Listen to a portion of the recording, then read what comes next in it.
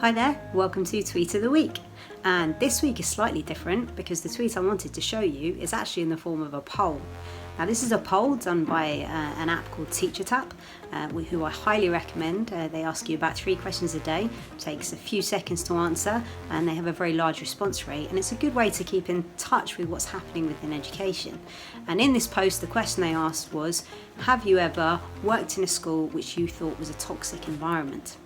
Now they had just under 10,000 teachers respond to this, and as you can see from the numbers, 2/3 of the teachers said yes, they have worked in a toxic work environment. Full disclosure, I am one of the yes. I am fully aware that I have worked in a toxic environment. When I left one school, there were 35, I think, other staff who left with me, but turnover is only one of the ways that we can look at whether or not a work environment is toxic. You have whether or not staff are getting ill. You have whether or not staff are being forced out. So there's a lot of ways to kind of unpick it, but a lot of the time it does tend to feel like it's going unnoticed. So I wanted to talk about that today because on social media in particular, the go-to response is often leave, get out of there. And that, in a lot of situations, is a really sensible response to have. However, sometimes it's not the feasible one for an individual. There's no point telling them to leave. There may be other commitments that mean they're going to have to stay. So I wanted to have a look at today how, in a way, to survive if you are working in a toxic work environment. If you consider the kind of likelihood of change, because I've definitely thought about this in several schools where I've thought, okay, I'm not happy with this situation. How likely is it to change in the near future? Sometimes you may find you are at one end of this continuum and that actually it really doesn't feel like at this moment in time or in the near future anything as significant is likely to change.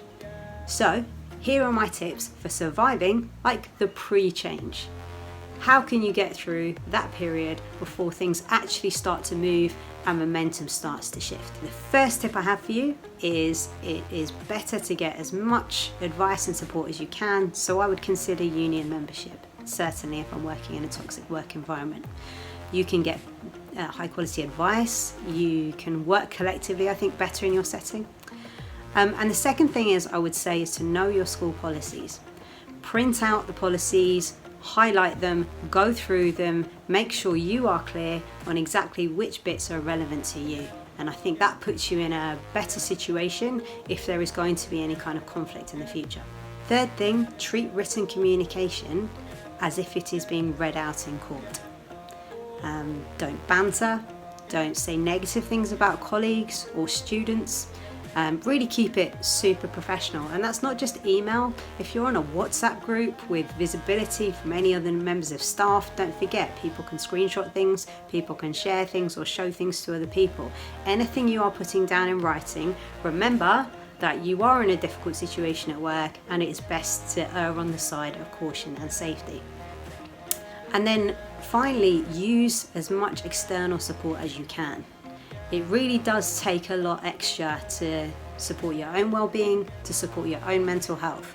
If you don't feel like there's anyone in school who's able to do that, if you just Google support in education, you will come straight across charities like Education Support. They have free helplines, you can call them, you can get advice, you can vent, you can just have another person listen to what you're going through. And if you're unable to find connections in school, try and find them in other schools. So really actually actively increase your web support.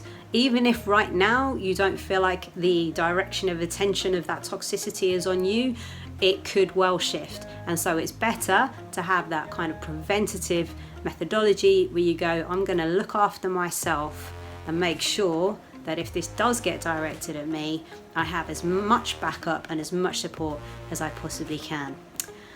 I normally finish these videos by saying good luck. I think in this one, I'm going to say if you have experienced this, I commiserate. If you are experiencing it, go out there and get that extra support. And if anything in this video was useful, please comment. Put something in the comments about what you've been through, like and subscribe.